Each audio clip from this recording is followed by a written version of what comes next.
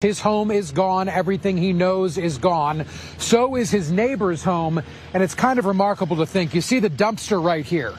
Inside that dumpster is an entire house reduced to ash. He's also declared a state of emergency for small communities like here, Mayfield, Kentucky, to help clean up issues like washed out roadways. Sir, what does it take to bring a state like Vermont back after a storm that really takes up most of the state? You can see the landslide that caused a house to come down off of its foundation and come crashing down. A little less than a foot of rain falling here in Mayfield, Kentucky in the last 24 hours. What it did, flooding out churches, cars in yards, houses surrounded by water, garages surrounded by water, and even the elementary schools. Hundreds of thousands of people will be coming, and this is day one. And right now you can see it is a flurry of activity behind us as cars are pulling up. There are buses pulling up. It's amazing to think about this. The largest storm on the books when it comes to insurance claims alone.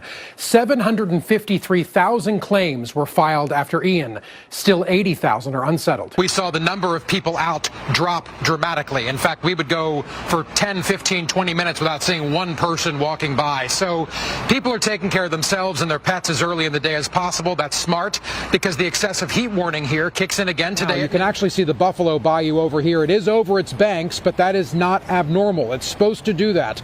Take note to the trees, obviously indicative of flooding. They're in the water. They shouldn't be there. As we now start the countdown to the next hurricane season 6 months from today, June 1st, remember that's when it kicks off, is Florida ready? And that's a question I asked every expert we talked to, and everybody we talked to brought up the dreaded words hurricane tax. More on that Pfizer plant. It is responsible for a quarter of all the sterile injectable medications used at hospitals across the United States.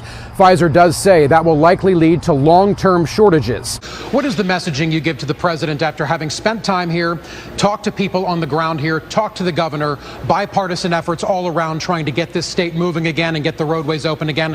What do you take back to the president as you talk to him next? For 5 years, he was the insurance commissioner for the state of Indiana under Governor Mike Pence at the time, our former vice president. So he knows these insurance companies, he knows the industry, and he also has some tips for you to hopefully not find yourself in a sticky situation with insurance. With the red flag warnings and the critical fire risk up today, Lynette, there is great concern that fires at the very least could stay strong and keep spreading.